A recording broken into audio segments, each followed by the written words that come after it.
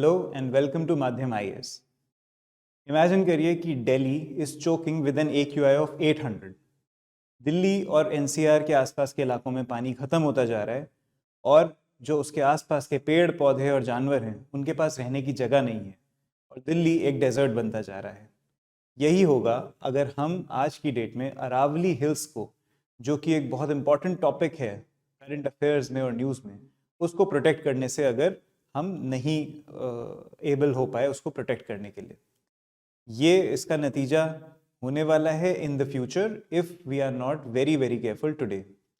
आज हम इसके बारे में एक केस स्टडी के पर्सपेक्टिव से इसे देखेंगे। कैसे ये केस स्टडी है एनवायरनमेंट की, जियोलॉजी की, इकोलॉजी की, पॉलिसी की, और कैसे हम सबके जीवन को अफेक्ट कर सकता है अगर हमने इसे सही तरीके से मैनेज नहीं किया। ये नेचर की धरोहर है जो इंडिया ने हमें दी, जो इंडिया को मिली है। इसको प्रोटेक्ट करना हमारी बहुत बड़ी जिम्मेदारी है। इसीलिए इस केस स्टडी में हम डिटेल में पूरी प्रोसेस को समझेंगे कि यहाँ पे हो क्या रहा है अरावलीज में और कैसे हमें बेस्ट वे फॉरवर्ड मिलेगा इसको आगे मैनेज करने के लिए और इसको आगे प्रोडक्टिवली सस्टेनेबली यूज करने के लिए और इसके साथ कोएग्जिस्ट करने के लिए। तो लेट्स बिगिन। सबसे पहले हम देखते हैं कि अभी इस वीडियो में आगे क्या आने वाला है। फर्स्ट हम देखेंगे अरावली हिल्स हैं क्या, अरावली हिल्स कैसे बने, उनकी फॉर्मेशन कैसे हुई और वो क्या हैं, कितने लंबे हैं, कितने चौड़े हैं। दूसरा उसकी सिग्निफिकेंस और साथ ही साथ उसके पीछे की जियोलॉजिकल फॉर्मेशन, वो बने कैसे हैं, वहाँ पे एग्जिस्ट क्यों कर रहे हैं। थर्ड हम देखेंगे करंट इश्यूज क्या हैं जो कि अरावली, जो हमारे देश के एक बहुत इंपॉर्टेंट डेवलपिंग हिस्से में, one of the most developed areas north west of India, वहाँ पे एग्जिस्ट करते हैं, उसमें क्या इश्यूज हैं। नेक्स्ट हम सुप्रीम कोर्ट के जजमेंट को एनालाइज करेंगे कि आखिर उस जजमेंट में क्या बोला गया है जिसको लेकर इतनी कंट्रोवर्सी हो रही है। और last but the most important, we are going to contribute to some policy solutions. हम अपनी ओर से, अपनी एनालिसिस से, अपनी टीम की मेहनत से हमने भी कुछ पॉलिसी सॉल्यूशंस इसमें सजेस्ट करेंगे जो कि पब्लिक नैरेटिव में काम आ सकें हर आदमी के, चाहे आप यूपीएससी एस्पिरेंट हो, चाहे आप एक general citizen of the country हो। आपको इसके बारे में एक इन्फॉर्म्ड ओपिनियन देने की हम कोशिश करेंगे। सबसे पहले देखते हैं कि अरावली हिल्स हैं क्या। अरावली हिल्स एक हिल रेंज है जो कि इंडिया के नॉर्थ वेस्टर्न पार्ट में एग्जिस्ट करती है। अब इस पार्ट में इसका डायरेक्शन जो है वो नॉर्थ ईस्ट से साउथ वेस्ट की ओर होता है। अब ये 700 किलोमीटर लंबे हैं, 37 डिस्ट्रिक्ट्स के across in 4 states, Rajasthan, Haryana, Delhi और पार्ट्स ऑफ गुजरात। इन 4 स्टेट्स में 37 डिस्ट्रिक्ट्स में हिल्स हैं। इनका शेप कुछ ऐसा है जहां पे नीचे से, यानी इसके साउथ वेस्टर्न हिस्से में चौड़ाई ज्यादा है और नदर्न हिस्से तक आते आते ये पतले होते जाते हैं। तो एक टीयर ड्रॉप शेप है इन हिल्स का।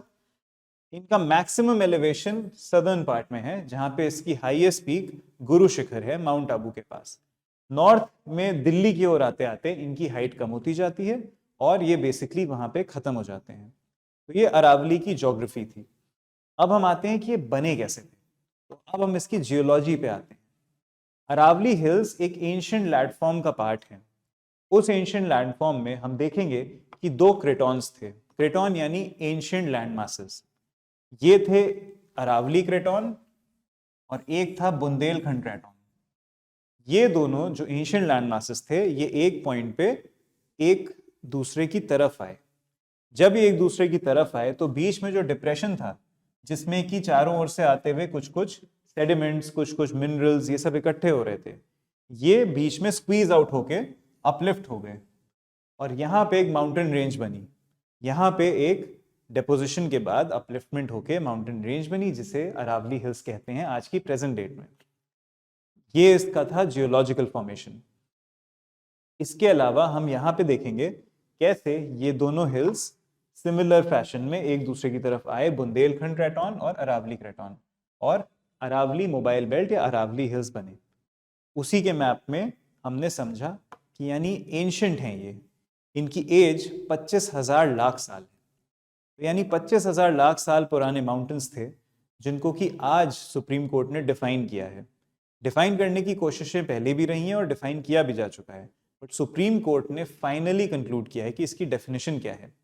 तो ये अपने में एक बहुत ही इंटरेस्टिंग बात है कि 25 लाख ईयर्स इसको लगे आज डिफाइन होने के लिए, लेकिन उसके लिए हमें इसकी हिस्ट्री समझना भी इम्पोर्टेंट था। अब हम नेक्स्ट इस पे आते हैं कि इनकी सिग्निफिकेंस क्या है, इनकी इंपॉर्टेंस है ही क्यों। इसका जो ट्रेंड है, जिस ट्रेंड में एग्जिस्ट करते हैं, उस ट्रेंड के अलोंग ही इंडिया का मॉनसून विंड्स आती हैं। ये मॉनसून विंड्स अरावली के ईस्टर्न साइड से फ्लो करते हुए टुवर्ड्स दिल्ली, नॉर्थ इंडिया और हिमालयाज जाती हैं। ये अरावलीज की वेस्टर्न तरफ नहीं जाती हैं, जिस वजह से वहां पे एक ड्राई एरिया और एक डेजर्ट एरिया बनता है जिसे हम थार डेजर्ट कहते हैं। यही विंड्स कहीं ना कहीं अरावलीज में वेजिटेशन और वाइल्ड लाइफ को भी प्रमोट करती हैं, क्योंकि इनमें मॉइस्चर होता है। यही मॉइस्चर बारिश के फॉर्म में राजस्थान के ईस्टर्न वाले पार्ट को काफ़ी रिवर्स भी देता है। तो ये राजस्थान की और नॉर्थ इंडिया की, नॉर्थ वेस्ट इंडिया की इकोनॉमी, वहाँ की लाइफ, उसके लिए बहुत इंपॉर्टेंट है। नेक्स्ट हम ये भी देखेंगे कि एक बैरियर है। अब हमें ये पता है कि हवाएं यहाँ से आती हैं मानसून की, और यहाँ से वेस्टर्ली विंड्स आती हैं। यही वेस्टर्ली विंड्स आज की डेट में दिसंबर के महीने में दिल्ली में पराली को अपनी वेस्ट की तरफ से दिल्ली की ओर लाती हैं और नॉर्थ इंडियन प्लेन्स की तरफ लाती हैं। यही western winds, westerly winds, Aravalli इनको ब्लॉक करता है, और अरावली के ब्लॉक करने की वजह से डेजर्ट जो है, जो थार डेजर्ट है या वहाँ के ड्राई एरियाज हैं, उनकी मिट्टी इस तरफ कम आती है। दूसरा, ये पोल्यूशन को भी रोकता है। तो जैसे जैसे इस तरफ का जो डस्ट है, मिट्टी है, वो अगर दिल्ली की एयर में आती है या नॉर्थ इंडिया की एयर में आती है, तो उससे एयर क्वालिटी इंडेक्स वर्सन होता है और ख़राब होता है। और उसके ख़राब होने की वजह से हम देखते हैं कि दिल्ली में ब्रीदिंग इश्यूज़ और बहुत तरह के एनवायरमेंटल इश्यूज़ बढ़ते जा रहे हैं पूरे ही नॉर्थ इंडिया में। सेकेंडली एंड थर्डली, ये ग्राउंड वाटर को रिप्लेनिश करता है। ग्राउंड वाटर ज़मीन के अंदर का पानी, उसको अंदर जाने के लिए कुछ एरियाज की ज़रूरत होती है, कुछ क्रैक्स की, कुछ सर्टेन तरह के रॉक्स की ज़रूरत होती है जिसके सहारे पानी अंदर जाए। यही पानी अरावली हिल्स के जो फ्रैक्चर्स हैं, जो जॉइंट्स हैं, जो भी उसकी तरह तरह की लेयर्स हैं, उनके थ्रू ज़मीन के अंदर जाता है, और ज़मीन के अंदर जाके ये वाटर टेबल को रिप्लेनिश और रिचार्ज करता है। साथ ही साथ ये बायोडाइवर्सिटी को प्रोटेक्ट करते हैं, क्योंकि इनके अंदर कई ऐसे protected areas, national parks, forest हैं, जैसे कि रणथंभौर नेशनल पार्क, जैसे कि सरिस्का नेशनल पार्क, और भी जितने भी एरियाज हैं जो कि अरावली हिल्स, उदयपुर, इन सब के आसपास आपको मिलेंगे। वहाँ पे जो जानवर हैं वो, और वहाँ के जो प्लांट्स हैं, वो सारे इसी अरावली हिल्स के थ्रू प्रोटेक्ट होते हैं। तो ये थी अरावली की मेजर सिग्निफिकेंस। अब हम आते हैं नेक्स्ट पार्ट पे कि अरावली की एलिवेशन प्रोफाइल क्या है, क्योंकि अब यहीं से स्टोरी बिल्ड करनी पड़ेगी। क्या इशू है कि अरावली के हम पीछे पड़े हैं, कि हम उसकी माइनिंग करना चाहते हैं, हम उसे डिग्रेड करना चाहते हैं। अरावली इंडिया के बहुत ही डेवलप्ड एरिया में एग्जिस्ट करते हैं। आप देख रहे हैं कितनी मेजर सिटीज हैं, दिल्ली, फरीदाबाद, अलवर, जयपुर, अजमेर, उदयपुर, ये सारे बहुत ही highly developed and developing states हैं, और साथ ही साथ मेजर हाईवेज और मेजर रेल रूट्स इसी एरिया से गुजरते हैं। अब इनकी एलिवेशन प्रोफाइल देखी जाए तो दिल्ली, जो कि सबसे अर्बन एरियाज है, फरीदाबाद, अलवर, जयपुर, इसके आसपास तक इनकी रजेस रहती हैं। हाईएस्ट रजेस इस एरिया में है, माउंट आबू, उदयपुर इस तरफ है। यहीं से अब हम इनके एक्सप्लॉयटेशन की ओर आते हैं। ये देखा गया है कि अरावली के इकोसिस्टम को लैंड यूज में चेंजेस के थ्रू बहुत बुरी तरह से डिग्रेड किया जा रहा है, और उसका हॉटस्पॉट जो है वो कहीं ना कहीं दिल्ली एनसीआर के आसपास के इलाके हैं, राजस्थान के नदर्न पार्ट्स और दिल्ली एनसीआर की ईस्टर्न और वेस्टर्न पार्ट्स। तो आप ये देखेंगे जो रेड पार्ट है बिल्ट अप एरिया है, यानी कि जहां पे ह्यूमंस ने उसे ऑक्यूपाई कर लिया है, शहर बना दिए हैं, रोड्स बना दिए हैं, बिल्डिंग्स बना दी हैं। और आप देखेंगे कि अरावली हिल्स का ये वाला पार्ट स्पेशली दिल्ली के बहुत करीब है। इसी वजह से दिल्ली पे एक बहुत बड़ा खतरा है कि वहां पे अरावली का बैरियर, अरावली की जो शील्ड है, वो हट जाएगी, और डेजर्ट अंदर एंक्रोच कर सकती है, पोल्यूशन अंदर एंक्रोच कर सकता है, ग्राउंड वाटर में कमी आ सकती है।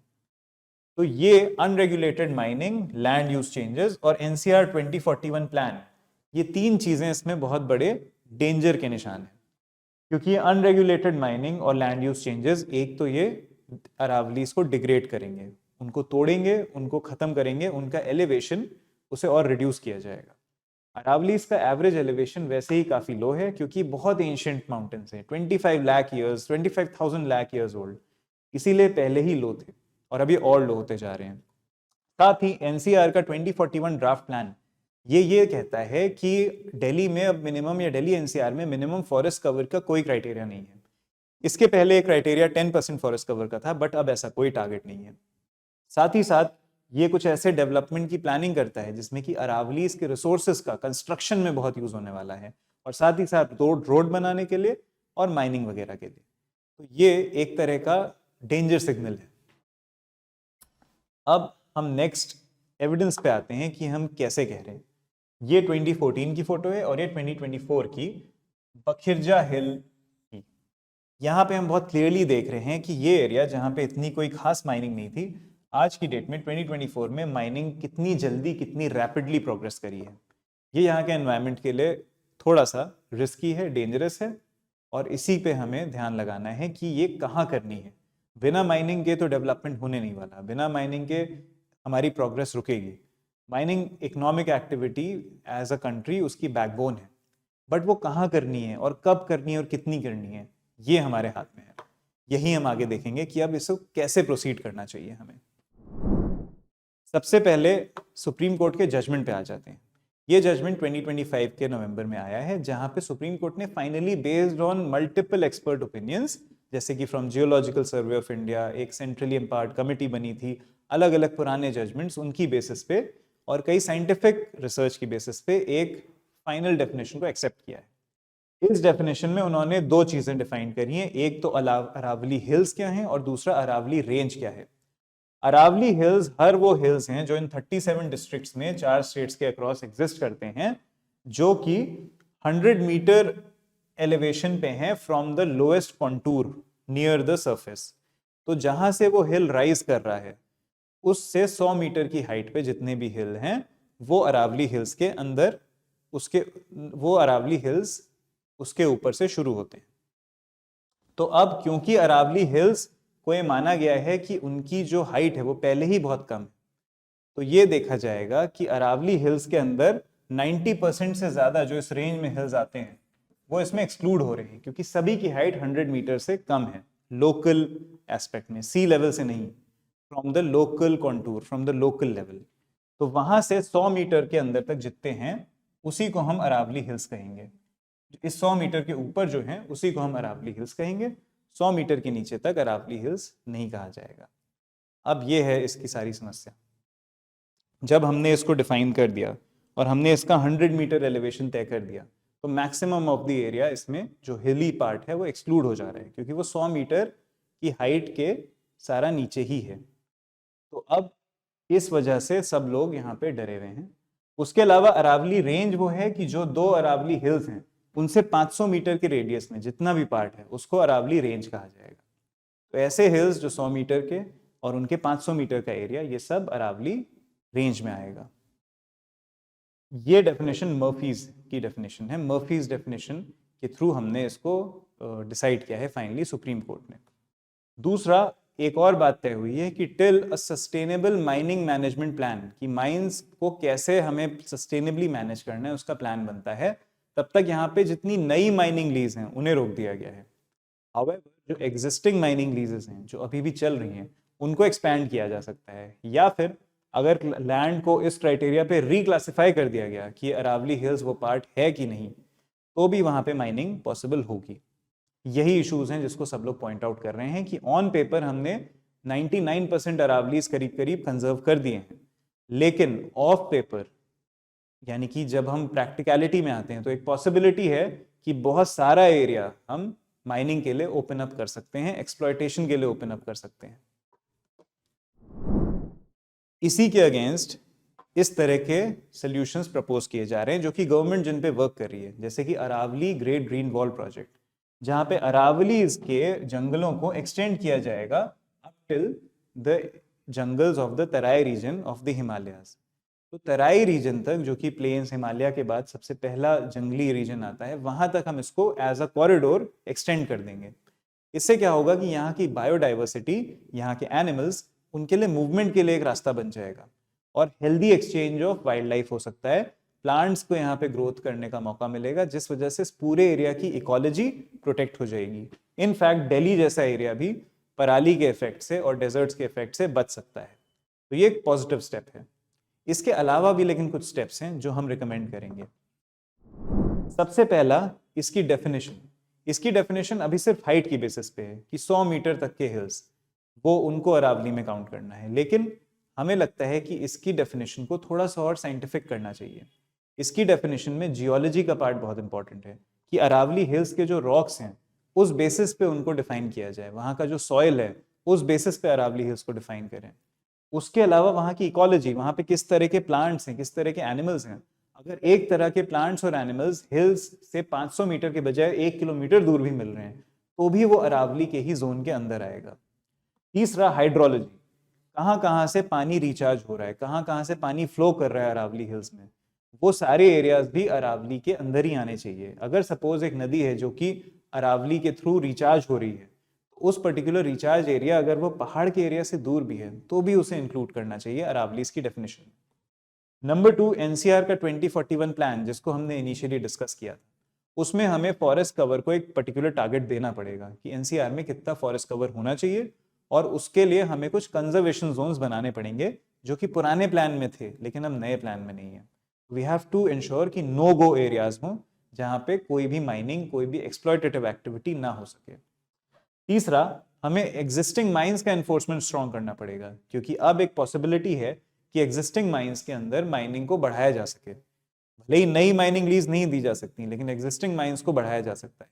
तो हमें उनके लिए बहुत strict enforcement through state governments and various regulatory bodies हमें देखना पड़ेगा कि माइनिंग सस्टेनेबली हो रही है कि नहीं, और इसके लिए हमें इंश्योर करना पड़ेगा कि लोकल लोग वहां पे इन्वॉल्व।